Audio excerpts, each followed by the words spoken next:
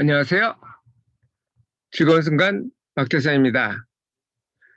오늘 리뷰할 책은 유명한 사랑 손님과 어머니입니다. 이게 아마 교과서에도 실렸던 것으로 기억하는데요. 제 기억하고 달랐던 거는 사랑방 손님과 어머니였는데 책을 읽다 보니까 사랑방이 아니고 사랑 손님이더라고요. 그래서 알아보니까 그거는 서울 방언이라고 합니다. 이 내용은 뭐 대충 아시겠지만 천진난만한 아이의 눈으로 본 어른들의 사랑이었어요. 그럼 내용을 한번 보실까요? 내용은 그 6살짜리 유복자죠. 오키의 눈으로 본 어머니와 그리고 사랑 손님의 사랑 이야기입니다. 이 주요섭은 제가 좋아하는 작가긴 한데 작품은 그렇게 많지 않아요. 평양에서 출생했는데 아버지가 목사였습니다. 그래서 덕분에 부유했는지 아니면 해외 도와주는 사람이 있어서 그런지 몰라도 중학교 재학 중에 일본 유학도 가고, 그리고 3.1운동 때 이제 귀국해서 지하신문을 발간하다가 잡혀가거든요. 그 다음에 또 중국으로 망명을 하기도 하고, 그리고 또 미국에 대학원을 가기도 합니다. 뭐 부유했거나 아니면 뭐 후원자가 있었거나 아니면 이도저도 아니면 고학을 많이 한 셈이죠. 이분은 이제 1930년도에 사랑 손님과 어머니를 발표하는데요. 이게 그 해방 전이기 때문에 지금하고 생각이 좀 다를 수도 있는데, 나중에 이제 잉여인간, 뭐 아네모네의 마담, 뭐 이런 내용들을 발표합니다. 결과적으로는 교육학을 전공을 해가지고 뭐 교수로도 재직을 하는데요. 약간 좀 아쉽습니다. 뭐 사랑 손님과 어머니만 보면은 상당히 뛰어난 작가긴 한데 좀 전체적으로 양적인 면에서 좀 부족하지 않나 싶습니다. 제가 좋아하는 오헨리나 모파상 뭐 그런 분들은 상당히 많은 작품을 냈거든요. 단편이더라도 좋은 작품이 좋을 것 같은데 주요섭은 그런 면에서는 조금 아쉬운 면이 있고요. 자, 주요 인물을 보시죠. 여기 안겨 있는 이 여자가 여자애죠.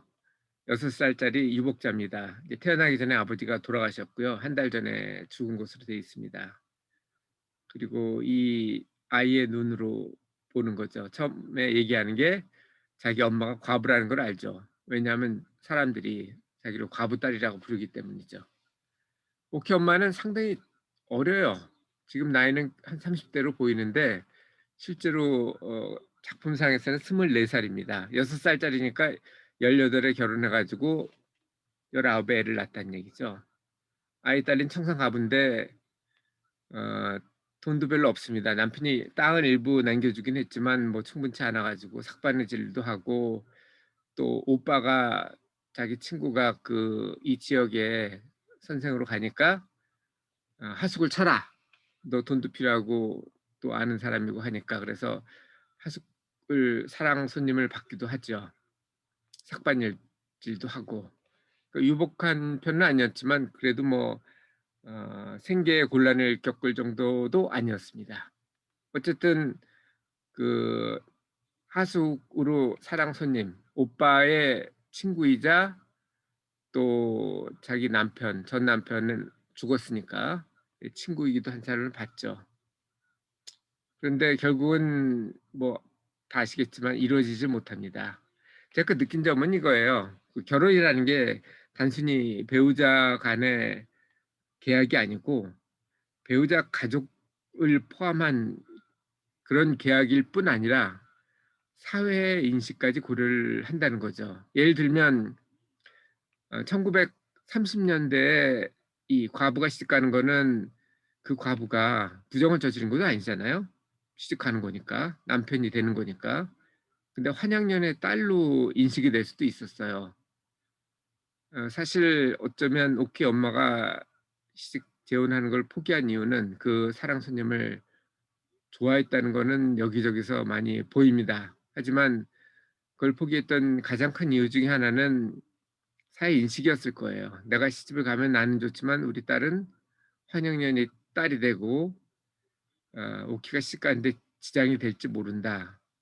저희 어머니도 뭐 좀 조심스럽긴 하지만 이혼을 하셨거든요. 근데 이혼을 하셨는데 언제 하셨냐면은 막내가 시집간 다음에 했습니다. 혹시라도 누가 되지 않을까 싶어서. 그런데 저희 아버지가 좀 폭력을 했거든요, 특히 술 마시면. 그래서 어머니가 그때까지 기다려 주셨고 그다음에는 오히려 그 막내가 나서 가지고 인제부터는 엄마도 엄마의 생활을 살라고 그래서 그랬던 기억이 납니다. 어쨌든 1930 년대는 그게 더 심했을 거예요. 1930 년대 한국은 그랬고. 그런데 이게 시간과 공간의 차이예요. 예를 들면 지금 같은 경우는 과부가 시집가는 걸 뭐라고 그러는 사람은 아마 거의 없을 겁니다. 특히 그 과부의 딸이 환양년의 딸이라고 부르는 사람도 없을 거고요. 지금은 배우자 있는데도 막 바람을 피기도 하죠.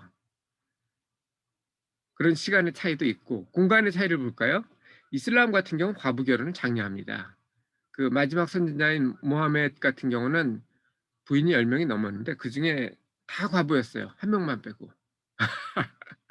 어찌 보면 이슬람에서 그 "넷 가지 도도 된다."라고 한 이유는 바로 그 고아를 키우기 위해서 과부 혼자 아이를 키우는 건 쉽지 않거든요, 예나 지금이나. 그리고 동양이나 서양이나.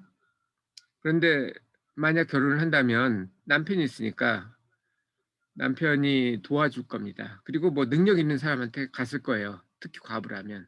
적어도 자기 자식을 기르는 데 충분한 그럴 능력 있는 사람을 골랐겠죠. 그래서 시간과 공간을 바꾼다면은 오히려 그게 자선하는 것으로 느껴지기도 하거든요. 그런데 결국은 이 사랑 손님에서는 그게 이루어지지를 못하죠.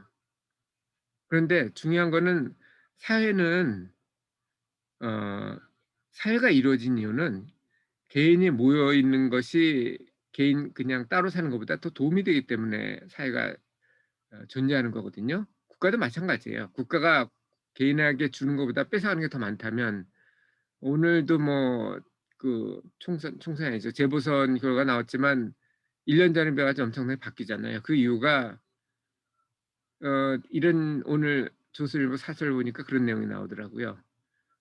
세입자한테는 5%로 그것도 2 년마다 제한하면서 국가는 5%가 아니고 50% 이상씩 세금을 떼거든요. 그 돈이 어디서 나오겠습니까? 집주인이 바본가요? 집주인은 세입자한테 걷어서 내려고 그럴 거고 아니면 집을 뭐 월세를 안 주겠죠. 전세로 돌리든지. 여러 가지 방법이 있을 겁니다. 결과적으로는 집이 공급이 안 될 거예요, 수요가 없으니까. 그러면 더 비참하게 될 수도 있습니다. 저는 그런 걸 생각을 해요. 그래서 우리가 지금 우리 있는 사회가 싫다면 그 사회 말고 다른 사회로 가시면 돼요. 근데 다른 전 세계가 똑같다 그러면은 그걸 포기해야 되죠. 예를 들어서 로빈슨 크루소처럼 무인도가 살든지 아니면 또 누구죠? 그 월든 호수에서 작업자족의 삶을 살았던 미국의 유명한 작가가 있습니다. 그 사람처럼 그냥 혼자 살면 돼요. 그런데 사회에 산다면 사회 인식을 거부할 수는 없다는 게 이 책을 읽으면서 느낀 점입니다. 자, 여러분은 사회에 대해서 어떤 것을 느끼나요? 사회라는 것은 분명히 도움이 됩니다. 혼자 로빈슨 크루소처럼 뭐 옷도 만들고 그 보리도 밀이죠 거기는. 밀을 수확하고 그걸로 빵을 만들고 뭐 이런 걸 다 하는 것보다는 분업을 해서 사는 게 훨씬 더 생산적이거든요. 하지만 그 사회에 살면 사회에서 요구하는 룰이 있습니다. 룰이 싫다면 지금은 뭐 이민을 갈 수도 있고 뭐 이도 저도 싫다 그러면은 월든 호수처럼 강원도 산속 깊은 곳에 가서 살 수도 있습니다. 하지만 교육부터 시작해서 의식주 다 혼자 해결하셔야 돼요. 그게 쉬울까요? 그래서 여러분은 특히 결혼하실 분들은 그걸 고려를 하셔야 돼요. 만약 아 남자인데 처가에서 반대한다. 그럼 멀리 떨어져서 사십시오. 뭐 이민을 가셔도 되고요.